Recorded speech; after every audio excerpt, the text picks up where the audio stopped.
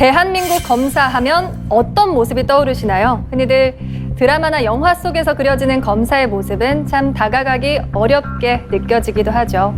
사실 살면서 검사를 만날 일 없어야 좋겠죠. 하지만 이 검사도 우리 이웃에 살면서 일하는 엄마일 수도 있습니다. 박민희 검사와 함께합니다.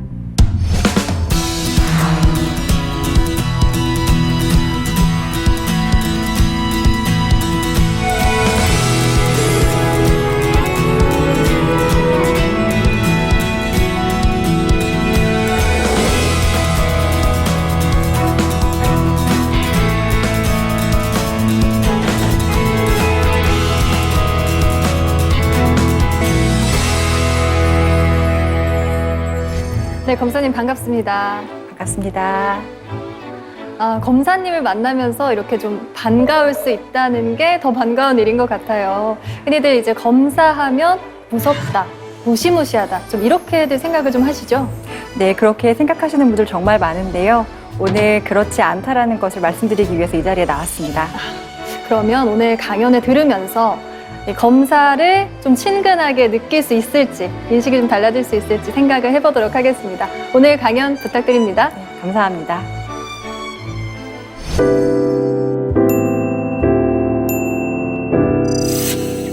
저는 지금 9년차 검사이고 아이 둘을 키우고 있는 엄마입니다. 제가 이 자리에 나와서 이야기하기에는 경력도 짧고 나이도 어릴지 모릅니다. 그러나 제가 여자로 태어나서 엄마가 되기까지 시험 공부를 하던 학생이 교과서 막 세상을 마주하는 어른이 되기까지의 이야기를 여러분과 진솔하게 나누고 싶습니다.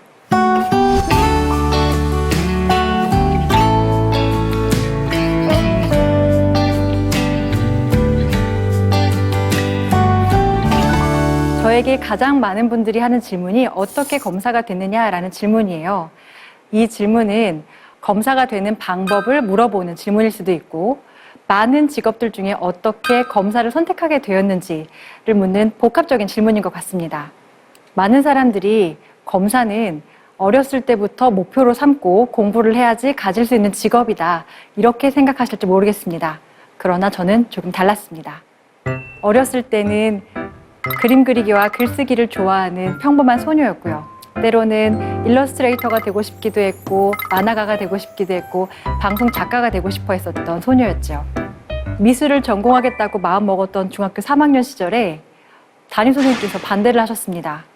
그 이유는 비용이 많이 든다라는 것이었죠. 저희 집의 가정 형편을 알고 계셨던 담임선생님께서는 미술을 하기에는 많은 비용이 드니 그냥 공부를 했으면 좋겠다라고 추천을 하셨습니다.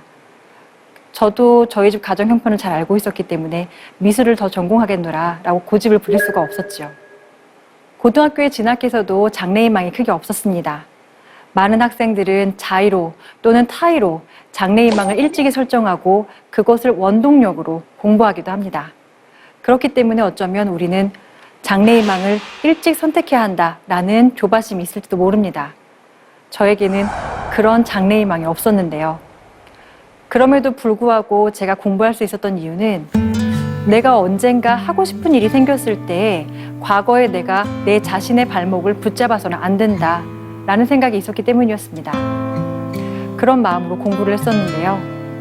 가정 형편이 어려워서 학원을 제대로 다니지 못하고 과외를 제대로 받지 못했기 때문에 시행착오가 더 많았습니다. 남들보다 더 많은 시간을 투자해야 했고 스스로 공부하는 법을 깨우쳐야 했기 때문에 더욱더 어려운 시간이었던 것 같습니다. 그리고 대망의 수능의 시간이 다가왔고 수능 점수에 맞춰서 대학교와 전공을 결정해야 되는 시간이 왔습니다.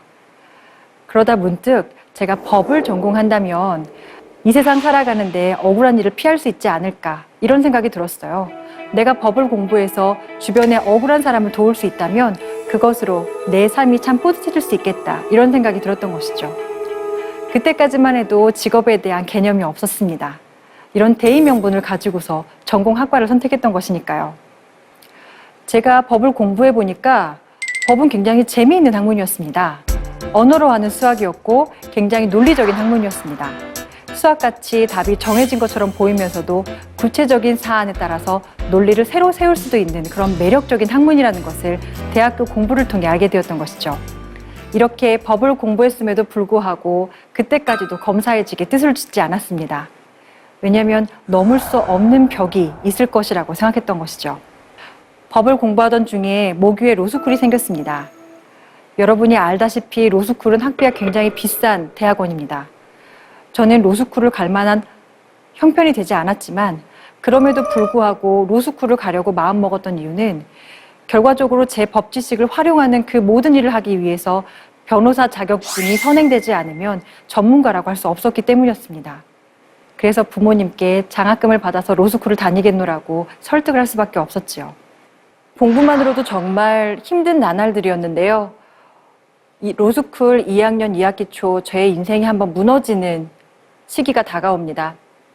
아버지가 큰 사고를 당하신 것이었는데요. 건설기계가 전복돼서 아버지를 덮치는 사고였습니다. 아버지의 척추신경은 모두 끊어졌고 당시 저에게 설명하던 의사는 지금 당장 할 수 있는 수술이 아무것도 없다. 이런 말을 들으면서 제가 정말 하늘이 무너지는 경험을 했던 것이 기억이 납니다. 당시 4인 가족의 외벌이 가장이셨던 아버지의 삶의 무게는 20살 중반 저에게 고스란히 물려지는데요. 산재 인정을 받아야 되는 절차를 알아보고 그 절차를 진행하고 간병을 해야 했고 학업을 유지해야 했습니다. 그리고 아르바이트를 하지 않으면 당장에 차비도 없어서 제가 공부를 더 이상 유지할 수가 없는 상황이었지요.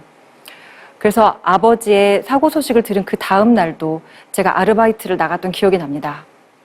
이런 많은 것들뿐만 아니라 매주 날라오는 수천만 원의 병원비 고지서는 저를 정말 정신 차릴 수 없을 만큼 가혹하게 짓눌렀습니다.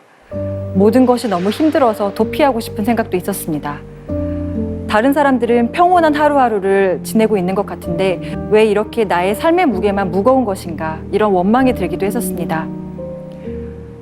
그럼에도 불구하고 제가 그 삶의 무게를 견딜 수 있었던 건 아버지의 삶의 의지가 굉장히 강했기 때문이었습니다. 후천적 장애라는 것은 당사자에게 정말 감당하기 어려운 시련입니다. 심지어 그 사고가 몸을 가눌 수 없을 정도의 사고였다면 더 이상 말할 수 없을 만큼 큰 시련일 것입니다. 아버지는 젊은 나이임에도 불구하고 몸을 가눌 수 없게 되셨습니다. 그럼에도 불구하고 가족들에게 짜증을 낸다거나 좌절하는 모습을 한 번도 보이시지 않으셨습니다. 오로지 어떻게 해야지만 가족들에게 짐이 되지 않을까 이 걱정만 하셨죠. 그 모습을 보고 저는 신체 건강한 내가 정신을 놓아서는 안 되겠구나 이렇게 생각했습니다. 아버지가 지금까지 저희 가족을 지켜주셨던 것처럼 나도 우리 가족을 이제 지킬 때가 되었구나. 제가 그래서 정신을 차리게 되었죠. 돌이켜보면 그때 아버지의 그 사고가 저를 단단하게 만들어주는 계기가 되었던 것 같습니다. 그때부터 제가 생존을 위한 공부를 하기 시작했는데요. 장학금을 받지 못하면 바로 휴학을 했어야 했고 아르바이트를 하지 않으면 당장에 차비가 없었습니다. 자취는 비용이 많이 들기 때문에 꿈도 꿀 수가 없었고 2시간 거리를 전철로 통학을 하면서 그 전철 이동 시간 동안 공부를 하겠다고 2,000페이지가 넘는 전공서적을 들면서 공부를 하기 시작했습니다. 법학 전공서적은 정말 두꺼운데요. 이 전공서적을 들면서 공부를 하겠다고 전철에서 들고 다니다가 덜컹거리는 전철에서 앞사람 머리 위에 떨어지기도 했었습니다. 그때 당시에 저한테 화를 내주지 않고 이해해 주셔서 얼마나 감사했는지 모릅니다. 법학을 공부하면서 시간이 흐르던 중에 이제 실무실습 기관을 정해야 되는 시간이 돌아왔습니다. 당시 법원에서 실무실습을 하고 있던 시기였는데요. 법원 실무실습에 이어서 뒤이어 검찰 실무실습이 있었던 때였습니다. 저는 검사의 직에 뜻을 두고 있지 않았기 때문에 검찰 실무실습에 나갈 생각을 하지 않았습니다. 검찰 실무실습은 3주간의 합숙을 요구했기 때문에 그 합숙 기간이 저에게는 굉장히 부담스러웠던 것이죠. 검사의 뜻이 없는데 이 3주간의 합숙 기간 동안 공부를 하지 못하는 것도 걱정이 됐었고 혹여라도 그 3주간의 합숙 기간 동안 아버지에게 비상 상황이 생길까 걱정되기도 했습니다. 그런 와중에 저를 지도해 주시던 배석 판사님이 한마디 하셨습니다. 검사가 되려면 검찰 실무실습이 필수잖아요. 인생 어떻게 될지 몰라요. 검사가 될 줄 어떻게 알아요? 다녀오세요. 제가 이 말을 듣고 마음을 바꿨는데요. 내가 검찰 실무실습을 갈 수 있는 기회가 주어진다면 이 기회를 버리지 않는 것이 맞겠다. 내가 비록 검사가 되지 못할지라도 검사가 될 훌륭한 친구들을 만날 수 있다면 그 시간 충분히 귀할 것이다. 이렇게 생각을 하고서 검찰 실무실습에 가게 되었습니다. 그리고 그곳에서 검사의 직에 매료가 되었습니다. 검사는 실체적 진실에 다가가기 위해서 추리를 하고 진실에 도달하기 위해서 여러 가지 수사 기법을 동원하는, 그래서 범인을 찾는 아주 멋진 직업이었던 것이죠. 사안에 들어가서 분쟁을 조정하기도 하고 때로는 피해자에게 위로를, 때로는 피의자의 억울함을 풀어주는 그런 멋진 직업이라고 생각이 되었습니다. 한편으로는 검사의 결정이 다른 사람의 인생에 좌지우지되는 큰 부담감도 있었지만 그로 인해서 보람된 일이라고 생각이 되었습니다. 이후 검사가 되는 필기시험을 한 차례 보고 구술 면접을 3회, 인성 면접을 1회, 총 5가지 관문을 통과해서 검사가 됩니다. 돌이켜보면 제가 검사가 되기까지 많은 퍼즐들이 맞춰졌다고 생각을 했는데요. 중학교 담임 선생님께서 제 미술 전공을 말리지 않으셨다면 미술을 전공하고 있을지도 모릅니다. 법대에 합격했기 때문에 제가 법을 공부할 수 있었던 것이고요. 가정 형편의 어려움 때문에 생존 공부를 할 수 있었고 그로 인해서 높은 학점을 유지했기 때문에 검사가 될 수 있지 않았나 생각해 봅니다. 저를 절망시키고 좌절시키고 모든 것을 포기하고 싶게끔 했던 일들이 어쩌면 저를 검사로 이끄는 지름길이었던 셈이었죠. 어떠신가요? 제 이야기도 옆집에 살고 있는 우리 이웃과 같은 이야기 아닐까요? 모두 저마다 삶의 사연이 있습니다. 그 삶 가운데는 끝이 보이지 않는 웅덩이도 존재합니다. 한 걸음 한 걸음 나아가도 끝이 보이지 않고 나아갈 수 없는 늪을 걷고 있다라고 생각이 드는 그 시간도 우리가 포기하지 않고 한 걸음 한 걸음 나아간다면 언젠가 우리를 받쳐주는 단단한 땅이 되어 있을 것이라고 생각합니다. 우리 모두가 눈앞의 문제에서 포기하지 않았으면 좋겠습니다. 인생은 어떻게 될지 모르는 것이니까요. Picture perfect, you don't need no filter. Go just make them drop dead, you a killer. Shower you with all my attention. Yeah, these are my only intentions. Stay in the kitchen cooking up, get your own breakfast. 드라마 속 검사 많이 보셨죠? 네, 많이 봤죠. 드라마 속 검사는 어떠시던가요? 제가 보기에는요, 찔러도 피 한 방울도 안 나올 것 같고요. 좀 냉정해 보이기도 하고, 또 반면에 커리어우먼 같이 느껴져서 멋지기도 하고 그랬어요. 제가 생각하기에 드라마 속 검사는 크게 2가지인 것 같습니다. 불의를 보면 참지 못하고 사회의 거악을 척결하고자 하는 정의 검사, 그리고 사회의 어두운 면을 모두 자기 지배하에 놓고 불법도 합법처럼 권력을 휘두르는 악당 검사. 저는 드라마를 잘 보지 않는데요. 드라마 속 검사와 제가 많이 달라서 그럴지도 모르겠습니다. 드라마 속 검사를 살펴보면 하나의 사건을 가지고서 현장에 나가기도 하고 잠복 수사를 하기도 합니다. 그러나 현실 속 검사는 사실 책상 앞에서 수천 페이지 기록을 읽는 사무직에 더 가깝습니다. 저희도 9시에 출근해서 야근하는 평범한 직장인인데요. 그렇지만 하는 일은 다른 사람의 인생에 굉장히 중대한 영향을 미치기 때문에 한 건 한 건 허투루 처리할 수가 없습니다. 저는 임관일에 줄곧 형사부 검사로 일을 했었는데요. 여러분이 뉴스에서 보는 사건도 다루지만 아주 경미한 범죄까지 검사가 다 처리를 합니다. 수억 원의 사기에서 버섯 3개, 배추 1포기 절도하는 절취 사건까지 다 검사가 처리를 하죠. 한 번은 제게 고구마 사기 사건이 배당되었습니다. 고소인은 제 앞에 나와서 이렇게 얘기를 했습니다. 내가 저 사람에게 고구마 한 박스를 주었는데 그것으로 고구마 순을 키워주기로 해놓고서 나에게 고구마 순을 주지 않았습니다. 그러니 저 사람은 사기꾼이고 엄벌에 처해 주십시오. 피의자는 저에게 나와서 이렇게 얘기했습니다. 저 사람이 나에게 준 고구마는 썩은 고구마였습니다. 내가 고구마 순을 키우려 해도 고구마가 썩었으니 고구마 순을 줄 수가 없었던 거죠. 저는 그렇기 때문에 고구마 순을 줄 이유가 없었고 나는 사기꾼이 아닙니다. 결국 이 사건은 피의자가 썩은 고구마 사진을 다량 제출하면서 무혐의가 되었는데요. 썩은 고구마를 받았기 때문에 고구마 순을 키우지 못했을 뿐 처음부터 고구마 순을 키우지 않을 의사로 고구마를 받았다고 판단되지 않았기 때문이었습니다. 어떠신가요? 고구마 한 박스를 가지고도 고소인과 피의자를 조사하는 이 상황이 순박하고도 재미있지 않으신가요? 여러분이 드라마에서 보는 검사하고는 사뭇 다른 이야기일 거라 생각합니다. 검사 직업의 특이점은 인사이동이라는 것입니다. 평검사는 2년에서 3년마다 전국적으로 인사를 받게 되는데요. 이 인사이동은 그 범위가 정해져 있지 않아서 전혀 예측할 수가 없습니다. 제가 마지막 인성 면접에서 법무부 장관님께서 저에게 이렇게 질문을 하셨습니다. 2년마다 떠돌이 생활을 해야 하는데 그것을 잘 감당할 수 있겠느냐고. 그때 당시에는 저는 미혼이었고 새로운 환경에 적응하는 것을 두려워하지 않았기 때문에 잘할 수 있겠노라고 꼭 시켜달라고 제가 말씀을 드렸었죠. 그런데 제가 결혼을 하고 아이를 갖다 보니 이것이 정말 만만치 않다는 것을 알게 되었습니다. 저 혼자만 움직이면 되는 것이 아니라 가족의 희생이 뒷받침돼야지 가능했던 일이었던 것이죠. 그리고 이렇게 육아를 하고 아이를 키우면서 엄마 검사가 된 이후에 저는 사람으로서도 성장을 했지만 검사로서도 성장을 했습니다.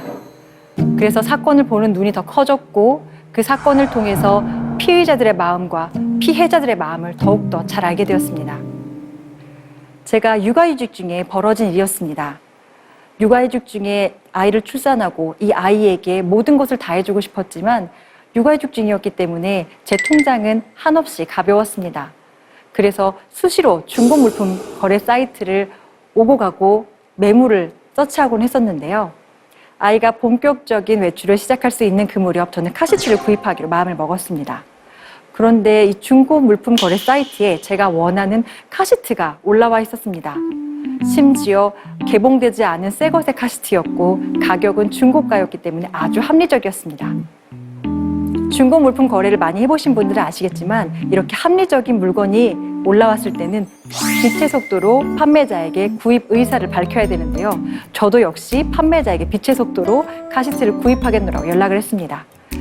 카시트가 판매 가능하다라는 소리를 듣고서 그래도 내가 검사인데 이 판매자가 사기꾼인지 아닌지는 한번 검토를 해봐야 되지 않겠는가라는 생각이 들었습니다. 저는 이 판매자와 톡으로 대화를 나누고 있었고 프로필 사진은 아기 사진이 떡하니 걸려 있었습니다. 아기 사진을 올려놓은 이 아기 엄마로 추정된 판매자가 사기꾼일 리 만무하다고 생각했지만 그래도 인적사항을 확인하고 싶었습니다. 그래서 판매자에게 판매자의 인적사항을 확인할 수 있는 정보를 제공해 주시거나 아니면 실제 물건을 보고 싶습니다 라고 요청을 했습니다. 그랬더니 이 판매자는 저에게 두말하지 않고 날것의 주민등록증 사진을 보내줬습니다. 뿐만 아니라 제가 요청하지도 않았는데 십자가 앞에서 목사님과 찍은 사진까지 보내주는 것이 아니겠습니까? 그러면서 저에게 하는 말이 저는 지금 교회 부목사로 활동하고 있어요. 믿으셔도 돼요. 안심을 시켜주었습니다. 교회 부목사님이라니 더할 나위 없이 안심될 만한 멘트를 저에게 날려주신 것이죠. 그날은 일요일이었습니다. 그래서 택배 발송 여부가 너무너무 궁금했는데요. 택배 발송은 언제 가능하신가요? 라고 물었더니 저에게 하는 말이 저는 방송국에서 일을 합니다. 그래서 방송국 장비는 주말에도 이동을 하기 때문에 이 주말 동안에도 택배가 가능합니다. 지금 바로 입금을 해주시면 30분 후에 방송 장비를 보내는 택배사에 이 물건도 같이 보내드리겠습니다. 라고 말해주었습니다. 주말에 택배가 가능한 부목사님을 만나다니 이 카시트는 저를 위해서 준비된 카시트 같았습니다. 남편에게 인터넷 뱅킹을 요청했습니다. 남편은 판매자의 이름과 계좌번호를 받아들고서는 부탁했던 인터넷 뱅킹은 하지 않고 어딘가에 검색을 하기 시작했습니다. 그러더니 저에게 이렇게 얘기를 하더라고요. 이 판매자 이름은 사기꾼 이름하고 같다는데? 사기꾼 이름 리스트에 판매자 이름이 있어. 남편이 판매자가 사기꾼일지 모른다라는 말을 했음에도 불구하고 저는 판매자를 두둔하기 시작했습니다. 교회 부목사님이래. 사기꾼이실 리 없어. 입금해줘 빨리. 그런데 남편이 저를 설득하기 시작했습니다. 사기꾼의 이름과 판매자의 이름이 같다는데 사기의 가능성이 1%라도 있다면 이 거래는 굳이 할 필요가 없잖아. 남편의 말이 구구절절히 옳았습니다. 그래서 저는 판매자에게 미안하다는 말과 함께 카시트 구입 의사를 철회했습니다. 얼마 지나지 않아서 이 카시트 판매글은 사라졌습니다. 이후에 카시트 사기 피해 게시글이 올라왔는데요. 너무나 안타깝게도 그 사기 피해 게시글에만 댓글만 수십 개가 달려 있었던 것입니다. 이 상황을 남편에게 알려주면서 저는 정말 부끄러워서 얼굴을 들 수가 없었습니다. 제가 지금까지 처리한 중고거래 사기 사건이 얼마나 많은데 제가 지금까지 한 일을 부정당한 것 같았습니다. 정작 검사라는 사람이 사기꾼의 언변에 놀아난 것이죠.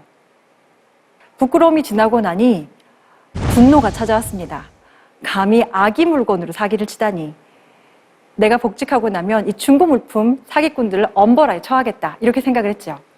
사실 중고물품 거래 사기 사건은 검사들이 기피하는 사건입니다. 왜냐하면 이 사건에 관련자들이 너무 많아서 사기의 구조가 복잡해지기도 하지만 기록이 굉장히 방대해지는 데다가 심지어 사기꾼은 자기가 어떤 사기를 쳤는지 제대로 진술하지도 못해서 수사가 난항을 겪기도 합니다. 그럼에도 불구하고 저는 중고거래 사기 사건을 한 건 한 건 꼼꼼히 보면서 처리를 했는데요. 한번 저에게 배당된 중고거래 사기 사건은 일전의 사기 사건과 조금 특이해 보였습니다. 초범이 저지른 사기치고는 굉장히 복잡한 구조를 가지고 있었고 피해자도 수십 명인데다가 피해액은 심지어 수천만 원에 달했습니다. 보통 초범이 저지르는 사기 사건은 그 구조가 단순하기 때문에 피해자들의 신고로 인해 금방 범행이 발각이 됩니다. 그래서 피해자가 다수가 발생한다거나 피해액이 커진다거나 이런 일이 발생하지 않는 것이죠. 그런데 이 사건은 초범인 피해자가 저지른 것 치고는 그 사기 구조도 굉장히 복잡했고 피해액도 굉장히 컸던 것입니다. 피의자는 20살짜리 초범인 단 한 명. 제가 보기에는 굉장히 연륜 있는 중고물품 사기 사건이었습니다. 그래서 이 초범인 피의자를 앉혀놓고 조사를 하기 시작했죠. 특히나 물품 선정을 어떻게 했는지, 범행 수법은 어디서 배웠는지, 다른 사람들과 같이 범행은 하지 않았는지 샅샅이 조사하기 시작했습니다. 길고 긴 수사 끝에 이 초범인 친구는 자백을 하기 시작했습니다. 검사님, 사실 이 범행 저 혼자 저지른 거 아닙니다. 형들이랑 같이 했어요. 형들은 제가 초범이기 때문에 경찰서에 가서 간단한 조사만 받으면 금방 풀려날 거라고 저에게 얘기해 줬어요. 그래서 저는 경찰 조사를 받으면서 모든 범행을 저 혼자 했다고 거짓말을 한 거였어요. 이 순진한 초범은 단순히 경찰서에 가서 조사 한 번만 받고 나오면 사건이 종결될 거라고 형들에게 배웠다고 합니다. 그러나 피해 규모로 보나 피해액으로 보나 절대 초범이라고 해서 간단하게 선처받을 수 있는 사건은 아니었습니다. 그래서 이 피의자로부터 휴대폰을 제출받아 디지털 포렌식 수사를 했고 통신 내역을 분석해서 이 형들의 존재를 추적하기 시작했습니다. 머지않아서 형들의 존재가 밝혀졌고 형들을 검거할 수 있었지요. 특히 이 범행을 주도했던 맏형의 전과는 매우 화려했습니다. 동종 전과로 수차례 처벌을 받았을 뿐만 아니라 실형 전과도 있었던 것이죠. 형기가 종료된 지 3년이 지나지 않은 데다가 동종 범행을 저질렀기 때문에 가중처벌을 피할 수 없었습니다. 더군다나 이 순진한 동생을 앞세워서 자신의 범행을 숨기려 했다니 이 맏형에 대해서는 구속수사가 필요하다고 생각했습니다. 그렇게 이 맏형은 제가 청구한 구속영장에 의해서 교도소로 가게 되었습니다. 제가 중고물품 사기 사건을 경험하지 않았다면 아마 이 맏형을 검거하지 못했을지도 모릅니다. 제가 경험했던 내용이 사건을 해결하는 지혜로 발현이 됐던 것이죠. 중고물품 사기 사건의 인연은 여기서 끝이 나지 않았습니다. 이번에도 아기 물건으로 사기를 친 사건이 저에게 배당이 되었습니다. 이번에 피의자는 20대 후반의 여성이었습니다. 여성이 아기 물건을 판매한다고 했을 때 이 판매에 대한 신뢰도는 굉장히 높아집니다. 실제로 아기를 키우고 있고 아기 물건이 존재할 확률이 높기 때문이죠. 이 여성도 아마 그 부분을 잘 알고 있었던 것 같습니다. 그래서 고급 기저귀와 고급 분유를 판매하게 되었는데요. 이번에도 저의 입장에서는 아주 엄히 처벌해야 되는 사건이었죠. 이 피의자를 조사하기로 했던 그 조사 당일 검사실 밖 복도에서 아기 울음소리가 들렸습니다. 제가 검사실 밖을 나가보니 갓난아기를 안고서 아기를 달래는 한 여성이 있었던 것입니다. 이 여성이 바로 제 검사실로 들어오려고 했었던 피의자였던 것인데요. 아마 아기를 어디에 맡기지도 못해서 이 아기를 검사실까지 데리고 왔어야 했을 여성이었습니다. 저도 아이를 키우는 입장이었기 때문에 그 여성의 마음이 충분히 이해가 됐습니다. 그래서 그 여성에게 괜찮습니다. 아기랑 같이 검사실로 들어오세요 라고 하고 조사를 시작했죠. 그리고 그 여성을 앞에 두고 제가 물었습니다. 아니, 아기 엄마의 마음을 가장 잘 아실 분이 어떻게 아기 물건으로 사기를 치신답니까? 한 푼 두 푼 아껴가지고 아기에게 좋은 분유, 좋은 기저귀를 주고 싶은 마음 잘 아실 것 아닙니까? 제가 이렇게 물으니 이 여성은 제 앞에서 눈물을 흘리면서 저에게 하소연을 하기 시작했습니다. 검사님, 제가 미혼모인데 그래서 아기를 키우기 너무 힘들었습니다. 더군다나 저희 아기는 특수 분유밖에 먹지 못하는 특이 체질이라서 이 분유값을 제가 감당할 수 없었습니다. 제가 생계가 너무 어려워서 어쩔 수 없이 사기 범행에 손을 대게 되었습니다. 정말 죄송합니다. 제가 정말 합의를 볼 테니 한 번만 선처해 주십시오. 제 앞에 있는 이 여성은 미혼모에다가 아이는 특수분유밖에 먹지 못하는 특이 체질을 갖고 태어난 상황이었습니다. 아기를 두고 일을 할 수가 없었고 이 생계를 책임져 줄 사람이 없었기 때문에 분유값을 위해 범행에 손을 대게 된 것이었습니다. 결국 이 미혼모는 자신의 아이에게 특수분유를 먹이기 위해서 다른 아이의 특수분유 값을 빼앗은 꼴이 되었는데요.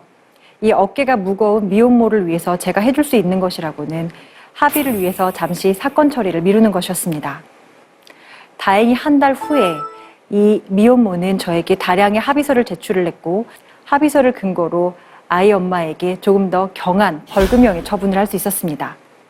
이후에 아기와 아이 엄마가 잘 지내는가 궁금했을 찰나에 몇 달 지나지 않아 아기 엄마는 저희 검사실을 또 방문하게 되었습니다. 이번에도 중고물품 사기 사건 때문이었던 건데요. 이번에는 아기 전용 세탁기를 미끼로 중고물품 사기를 쳤다고 합니다. 알고 보니 이전 사건에 합의금을 마련하기 위해서 다시 사기 범행에 손을 댄 것이었는데요.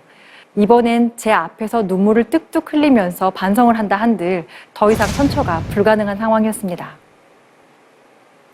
저마다 이렇게 사연을 가지고 검사실을 방문합니다. 검사들은 표면적으로 보이는 행위의 법률 위반만을 보는 것이 아니라 내면의 사건까지도 들여다보게 되는데요. 그러면서 삶을 또 배우고 인생을 배워나가는 것 같습니다.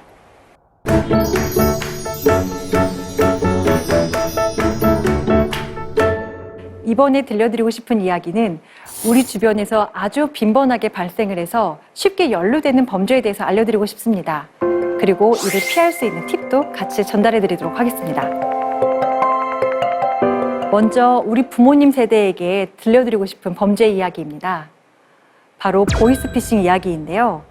과거에는 납치나 검찰청을 사칭한 보이스피싱이 트렌드였습니다. 그런데 요즘에는 정부가 지원하는 저금리 대출을 미끼로 보이스피싱 범죄가 이뤄지는데요. 대출을 신청하면 내가 대출금을 받게 되는 구조인데 어떻게 보이스피싱 조직원에게 돈을 건네게 되는가 궁금하실 수 있습니다. 먼저 정부가 지원하는 저금리 대출이 가능하다라는 문자를 무작위로 배포하게 됩니다. 그리고 이 문자에 응답하는 사람이 보이스피싱의 피해자가 되는 것인데요. 대출 신청을 마음먹고 보이스피싱 조직원에게 연락을 한 이 피해자는 조직원이 가르쳐주는 대출 신청 절차를 착실하게 진행하게 됩니다. 이 과정에서 대출 신청서를 보내기도 하고 인적사항을 보내기도 하는데요. 이를 통해 보이스피싱 조직원은 손쉽게 피해자의 인적사항을 갖게 되는 것입니다. 대출이 정상적으로 진행된다라는 믿음이 생길 때쯤에 다른 곳으로부터 전화가 한 통 또 오게 됩니다. 이번에는 피해자가 기존에 대출을 갖고 있었던 은행 직원으로부터 전화가 오는 것인데요. 실제로 저금리 대출을 신청하는 많은 피해자들은 기존의 대출을 갖고 있는 분들의 경우가 많습니다. 기존의 대출 금리를 낮추기 위해서 정부가 지원하는 저금리 대출을 신청하게 되는 것인데요. 그렇기 때문에 기존 대출 은행으로부터 전화가 오는 순간 보이스피싱 조직원이 진행하고 있는 대출이 정상적으로 진행되고 있다라고 더 크게 믿게 되는 것이죠. 그러면서 기존 대출을 갖고 있는 이 은행 직원을 사칭한 보이스피싱 직원은 피해자에게 이렇게 얘기를 합니다. 지금 다른 곳에서 대출을 진행하고 계시던데 이렇게 되면은 대출 계약 위반입니다. 지금 당장 기존 채무를 일시불로 갚지 않으면 저금리 대출이 불가능하거나 아니면 신용불량자가 될 겁니다. 이런 얘기를 들은 피해자는 굉장히 겁에 질려서 당장 일시불로 채무를 갚고자 하려고 하는데요. 그래서 보이스피싱 조직원이 보내주는 현금 인출책에게 기존 채무액 상당액의 돈을 건네주게 됩니다. 우리가 여기서 알아야 될 부분은 저금리 대출을 지원하겠다라는 이 문자가 허위 문자일 가능성이 있기 때문에 이 문자를 통한 대출 신청을 조심해야 된다는 것입니다. 대출을 신청했다 하더라도 대출 진행 상황에 대해서 휴대폰으로 은행 대표번호로 전화를 걸어서 확인하는 경우도 많으실 텐데요. 이때도 문자를 받았던 내 휴대폰으로 전화를 했을 경우에는 보이스피싱 조직원에게 연결될 가능성이 매우 높습니다. 그 문자를 클릭하는 순간 악성 코드가 깔리기 때문이죠. 따라서 문자를 받았던 휴대폰이 아닌 다른 휴대폰을 통해서 대출 진행 현황을 확인하시는 것이 좋습니다. 또 하나는 나의 기존 채무 변제는 직접 은행 창구를 통해 하시는 것이 안전하다는 것입니다. 기존 채무 은행에서 직원을 보내서 채무를 변제받는 경우는 극히 드뭅니다. 그리고 그 직원이 대출 완납증을 가지고 온다고 해도 말입니다. 이 대출 완납증조차 위조돼 있을 가능성이 매우 크기 때문에 그 완납증을 받았다 한들 나의 채무가 변제되지 않는다는 것도 알고 계셔야 됩니다. 보이스피싱을 통해서 돈을 잃는 피해자도 있지만 뜻하지 않게 보이스피싱에 연루되는 피의자도 있습니다. 가장 많이 발생하는 일이 부인 광고를 통해서 일자리를 얻게 되고 이 일자리가 보이스피싱의 현금 인출책이 되는 경우입니다. 무료 신문지에 구인 광고가 많이들 보이실 텐데요. 재택근무가 가능하다, 하루 일당이 15만 원 이상이다, 이런 매력적인 광고 문구에 속아서 보이스피싱 조직원에게 연락을 하게 됩니다. 보이스피싱 조직원은 간단한 이력서를 제출받습니다. 그리고 카드 전달 업무 또는 현금 수거 업무라고 소개를 하게 되는데요. 이후에 매일매일 지령 형태로 지역을 옮기며 업무를 수행하도록 요구합니다. 지역을 옮겨가면서 이 지령을 수행하게 되고 피해자로부터 받은 돈을 무통장 입금하면 이 업무가 종료하게 되는 것인데요. 바로 이것이 보이스피싱 현금 인출책의 업무입니다. 검거가 된 피의자들은 하나같이 저에게 이렇게 얘기합니다. 저는 정상적인 직장인 줄 알았습니다. 그러나 우리가 여기서 염두해야 될 부분은 일당 15만 원을 받을 수 있는 이 일자리를 이력서를 간단히 보내는 것만으로도 고용이 된다는 건 지극히 비정상적인 고용 형태라는 것이죠. 또한 매일 지령 형태로 일감이 주어진다는 것도 굉장히 이상한 일입니다. 피해자로부터 받은 돈을 정상적으로 은행을 통해 송금하는 것이 아니라 수많은 명단을 받아서 그 명의의 계좌로 ATM기를 통해 무통장 송금하는 것도 굉장히 이례적이라는 점입니다. 어쩌면 일당 15만 원짜리의 일자리를 잃기 싫어서 상식에 반하는 점은 잘 보고 싶지 않았을런지도 모릅니다. 그러나 결국에 한 행동이 보이스피싱 인출책의 행위이기 때문에 책임을 회피할 수 없다는 점 꼭 알아두시기 바랍니다. 통장 양도나 대여를 이유로 거액을 약속하거나 선불폰, 유심칩을 이유로 대가를 약속하는 것도 역시 보이스피싱의 대포폰 또는 대포통장으로 사용될 수 있기 때문에 이런 일을 피하시고 범행에 연루되는 일이 없도록 하셔야 될 것입니다. 검사님, 그런데요. 자신도 모르는 사이에 피의자가 될 수도 있는 거잖아요. 그런 경우에는 처벌이 어떻게 내려지게 되나요? 보이스피싱 현금 인출책으로 활약하시게 되면 그 가담 정도에 따라서 형량이 달라지게 되는데요. 그러나 결코 그 형량 자체가 적지 않다라는 것입니다.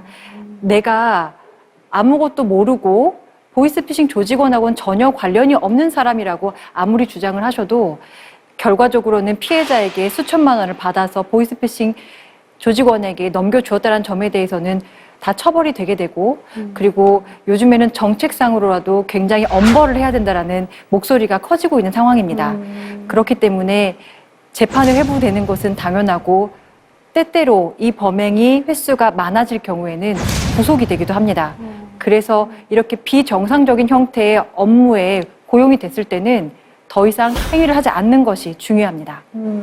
아무리 모르고 있다고 해도 그게 면책 사유가 되지는 않는다는 거죠? 네, 맞습니다. 조심해서 직업을 또 골라야겠네요. 네, 맞습니다. 네. 이번에는 저와 같이 아이를 키우고 있는 엄마, 아빠에게 해주고 싶은 이야기입니다. 우리는 온라인 소통에 대해서 굉장히 익숙한 세대입니다. 그래서 인터넷 카페에서도 많이 활동을 하고 계시는데요. 아마 지역 카페라든지 취미 내용을 공유하는 카페라든지 이런 인터넷 카페에서 아주 활발하게 활동하고 계시는 분들이 많으실 겁니다. 네. 그런데 이렇게 인터넷 카페에 올리는 후기들조차도 고소에 연루가 될 수 있다는 점을 알고 계셔야 됩니다. 바로 업체 후기가 문제가 되는 것인데요. 좋은 후기야 크게 문제가 되지 않습니다만 내가 이용을 하고 불만족스러웠던 이야기를 적나라하고 가감없이 그리고 감정까지 실어서 게시글을 쓰시게 되시면 이게 모욕 또는 명예훼손의 시비에 걸릴 수 있다는 점입니다. 제가 이번에 배당받은 사건은 명예훼손 사건이었습니다. 정확하게는 정보통신망, 즉 인터넷을 이용해서 게시글을 올린 것이 문제였는데요. 피의자는 고객이었고 고소인은 인테리어 업체의 사장님이셨습니다. 피의자는 신혼집 인테리어를 고소인에게 맡겼습니다. 그리고 인테리어가 끝난 이후에 수많은 하자를 발견하는데요. 시트지가 들떠 있고 마루바닥 시공이 부실하게 되어 있고 여러 군데에서 부실 시공 흔적을 발견했습니다. 그래서 고소인에게 하자 보수를 요구했지만 하자 보수도 정확하게 지켜지지 않았고 심지어 나중에는 하자 보수도 해주지 못하겠노라 라는 말을 듣고 화가 난 상태였습니다. 그리고 이 화가 난 상태를 인터넷 카페에다가 가감없이 분출을 한 것인데요. 그리고 얼마 지나지 않아 이 후기는 고소인에게 적발이 됩니다. 그럴 수밖에 없었던 것이 이 후기가 쓰여져 있는 인터넷 카페는 지역 카페였고 그 후기 이후에 쓰여져 있는 댓글을 확인을 해보면 어느 업체인지 충분히 우리가 가늠할 수 있었기 때문이었죠. 제 앞에 온 이 피해자는 울면서 하소연했습니다. 검사님, 제가 이 인테리어로 들어간 돈이 얼만데 지금 이렇게 또 검사실에서 조사를 받고 있다니요. 제가 이 인테리어 보수하겠다고 다른 업체에 준 돈만 수백이 됩니다. 저 정말 억울합니다. 이걸로도 제가 처벌을 받아야 되나요? 그러면서 저에게 이런 것도 물어보았습니다. 피의자는 업체를 드러내지 않고 일정 부분을 자음으로만 표기를 했는데 어떻게 이게 명예훼손이나 모욕에 해당하느냐 이렇게 말이죠. 많은 분들이 오해하고 계시는 부분입니다. 우리가 쓴 게시글의 내용과 댓글 내용을 통해서 업체가 특정될 수 있다면, 즉 다른 정보들과 결합이 되어서 업체가 특정될 수 있다면 이 역시 명예훼손이나 모욕의 시비에 걸릴 수 있다는 것이죠. 그 공사가 잘못된 게 사실인데도 그게 명예훼손이 될 수 있다는 건가요? 정말 좋은 질문인데요. 우리나라는 사실적시 명예훼손과 허위적시 명예훼손 두 개 다 처벌을 합니다. 그래서 사실을 얘기했다 할지라도 그것이 명예훼손적 발언, 고소인의 명예를 훼손시킬 수 있는 발언이라고 하면 역시 처벌될 수가 있습니다. 그리고 이 사건 같은 경우에는 사실적시를 넘어서서 감정까지 표현이 되었기 때문에 모욕죄에도 해당하는 사안이었습니다. 내가 업체에 대한 후기를 남긴다고 할지라도 이것이 단순히 정보 전달을 넘어서서 감정이 실리게 될 경우에는 비방의 목적이 문제가 될 수 있기 때문에 이럴 경우에는 처벌을 받을 수 있다는 점을 꼭 알고 계셔야 됩니다. 저는 그래서 이 사건을 검찰 시민위원회에 회부했습니다. 제가 보기에는 피의자가 억울한 점이 훨씬 많았거든요. 검찰 시민위원회라는 것은 일반 시민들을 모셔놓고 사건의 처분 적정선을 논의하는 자리입니다. 때로는 구속 여부에 대해서 논의하기도 하고 때로는 기소유예가 적정한지 여부에 대해서도 논의하기도 합니다. 결과적으로 이 사건은 시민위원분들의 기소유예가 적정하다라는 만장일치 의견을 제가 받았는데요. 그래서 저는 이 사건을 기소유예 처분할 수 있었습니다. 그러나 모든 사건이 이와 같이 기소유예가 되지는 않습니다. 그렇기 때문에 항상 업체 후기를 쓰실 때에는 정보 전달 목적 이상으로 감정을 실는 것을 피하셔야 될 것입니다. 그렇지 않으면 불필요한 조사를 받게 되고 또 피의자의 신분으로 전환되는 경우도 종종 있다는 것이죠. 갑자기 궁금한 게 생겼는데요. 요즘에 배달 어플 많이 쓰잖아요. 근데 음식 받았는데 음식 상태가 안 좋아서 이제 사진을 찍어서 후기를 남기는 경우도 좀 있단 말이죠. 네. 근데 그런 경우에도 명예훼손죄가 적용이 될까요? 이것은 판례 이론으로 형성이 되어 있는데요. 네. 업체 후기에 대해서 비방의 목적이 없이 단순히 정보 전달만으로만 해당이 되는 게시글이 있다면 그럴 경우에는 처벌하지 않는다. 이것은 소비자의 권리이고 표현의 자유이다라는 판례가 형성되어 있기 때문에 단순히 정보 전달만으로는 처벌하지 않습니다. 다만 이제 그 정보 전달을 넘어서서 고소인에 대한 그런 모욕이라든지 욕설이라든지 그리고 감정이 실린 허위 사실이 개입하게 되면 그때부터는 처벌할 수 있는 범위가 되는 것이죠. 실제로 이런 일이 너무 많이 일어나서 이제 저도 소비자의 입장이기 때문에 굉장히 가슴이 아픈 경우도 많습니다. 피해를 피해대로 다 받는데 반대로 고소를 당하기도 하시기 때문에 예, 그런 경우를 방지하고자 오늘 이런 사건에 대해서도 얘기를 해드렸습니다. 네, 정말 좋은 정보네요. 네, 모르시는 분들도 많고 그러니까 업체명을 일정 부분 가리는 것만으로 책임을 회피할 수 있다라고 생각하는 경우가 많으시기 때문에 제가 그 부분도 알려드리고자 했습니다. 네. 저는 지금 성폭력과 아동학대를 담당하고 있는 검사입니다. 엄마가 되고 나니 사건이 가슴으로 읽히는 경우가 많았습니다. 특히 아동학대 사건 경우에 더 그러했는데요. 의사표현을 제대로 하지 못하는 아이들이 피해자이기 때문에 더 가슴이 아프기도 했습니다. 여러분들은 아동학대의 가장 많은 행위자가 누구라고 생각하시는가요? 바로 부모입니다. 요즘에는 아동학대 신고 의무자를 설정해 두고 있고 그렇기 때문에 이 신고 의무자를 통해서 가정 내의 일이 타인으로 인해 발각되는 경우가 많습니다. 어린 아이들은 학대에 지속적으로 노출될수록 신고를 할 생각을 하지 못하고 있는데요. 이번 사건도 아이의 몸에 멍자국이 발견이 되었고 선생님의 신고로 인해서 발각된 사건이었습니다. 법정에 나온 이 아이는 자신의 엄마를 두둔하기에 여념이 없었습니다. 이미 온몸에 멍이 발견되어 있는 상태였기 때문에 엄마와 분리되어서 아동보호센터에서 생활을 하였음에도 불구하고 법정에 나와서 엄마 편을 들고 있었던 것인데요. 아이는 엄마와 분리되기를 원했고 엄마를 무서워했습니다. 아동보호센터에서 계속 생활하기를 원했지만 돌연 태도를 바꿨습니다. 바로 엄마가 보호기관에 가서 아이를 접견한 이후였습니다. 아이가 엄마의 품에 돌아갔음에도 불구하고 엄마는 아동학대 혐의로 기소될 수밖에 없었는데요. 그럼에도 불구하고 엄마는 법정에 나와서 자신의 무죄를 강력히 주장했습니다. 그러면서 8살짜리 아들을 법정에 나와서 증언하도록 시킨 것이죠. 어른들도 오면 떨리는 이 법정에서 8살짜리 아들을 증언하게 한 저 엄마가 매정해 보였습니다. 검사님, 저희 엄마 한 번만 봐주세요. 저희 엄마는 저 심하게 때린 적이 없습니다. 다 저 잘 되라고 한 거예요. 제발 선처 부탁드립니다. 한 번만 봐주세요. 아들은 엄마를 감싸기 위해서 검사인 저와 판사님 앞에서 엄마를 두둔하는 말만 쏟아내고 있었습니다. 엄마의 무죄를 입증하기 위해서 삐뚤빼뚤한 글씨로 탄원서까지 잔뜩 제출한 상태였습니다. 자신을 무자비하게 때리는 엄마였음에도 불구하고 엄마였기에 용서할 수밖에 없었던 아이였습니다. 엄마로부터 보호받았어야 했을 이 아이가 엄마를 감싸는 것을 보고 법정에 있던 모든 사람들이 숙연해진 사건이었습니다. 우리 아이들은 정말 빛나는 존재입니다. 어떤 형식으로든 어디에서든 상처받지 않도록 우리 모두가 관심을 가져야 될 거라고 생각합니다.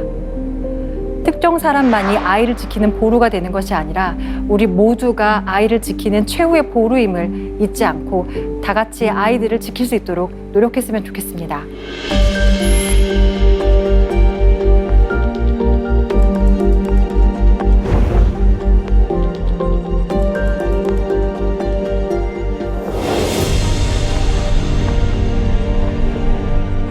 지금까지 말주변 없는 검사가 한 길고 긴 이야기를 같이 들어주셨는데요. 드라마 속 검사와 사뭇 다르지 않으셨나요? 오늘 이 시간을 통해서 검사의 선입견을 조금 내려놓고 친숙함을 조금 더 느끼셨다면 저에게는 더할 나위 없이 성공적인 시간이었다고 생각합니다. 지금까지 여러분의 옆집에 살고 있는 평범한 워킹맘 박민희 검사였습니다. 감사합니다.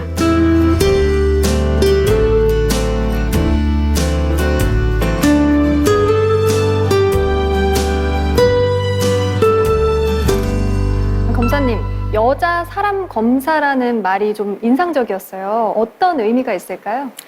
저희가 여사친, 남사친이라는 표현을 참 많이 쓰는데요. 저희 주변에 가까이 있고 성별에 상관없이 속을 터놓을 수 있는 그런 친구를 일컫는 말이 아닌가라고 생각을 합니다. 그래서 저는 그 여자 사람 검사라고 저를 표현을 했던 이유가 여사친을 대신할 수 있을 만큼 다정다감하고 친근한 검사였으면 좋겠다, 이런 취지로 제가 말씀을 드렸던 건데요. 네. 많은 분들의 입에서 여사검, 남사검이란 단어가 익숙해질 때까지 제가 다정한 검사로 남는 것이 제 목표입니다.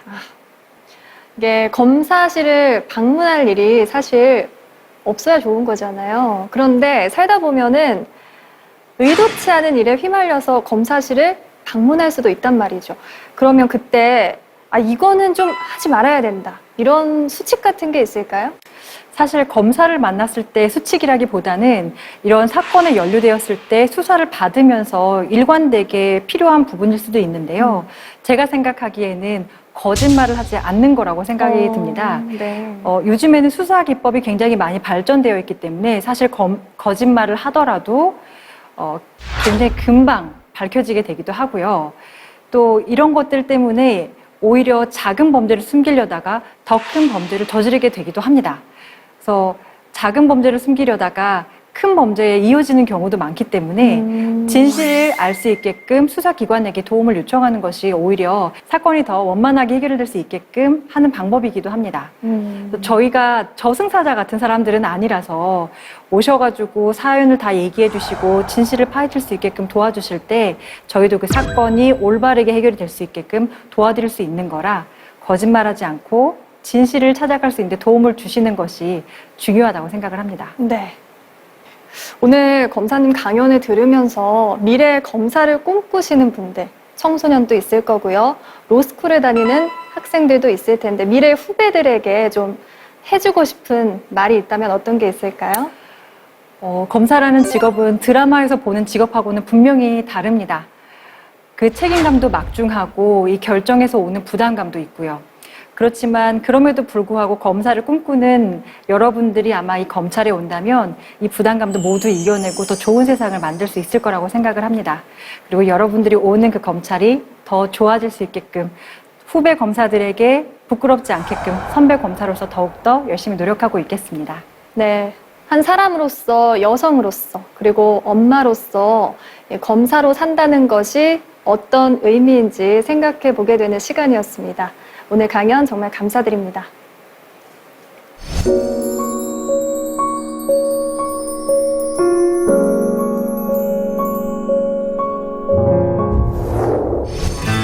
우울한 기분을 극복하기 위한 가장 효과적이고 단순한 방법은 바로 노란색 옷을 입는 것이라고 합니다.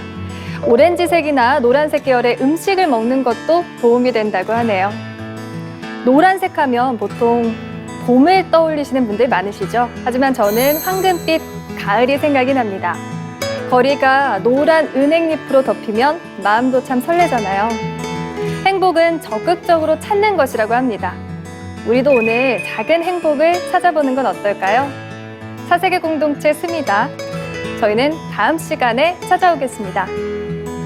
Loving you, girl, is such a lonely feeling. Whatever I say or do, I'll always be lost in you. When you told me forevermore, I must have been dreaming. This picture of you and me, or wasn't it meant to be? Jump into a cab on 59th Street. I said to the driver, make it right.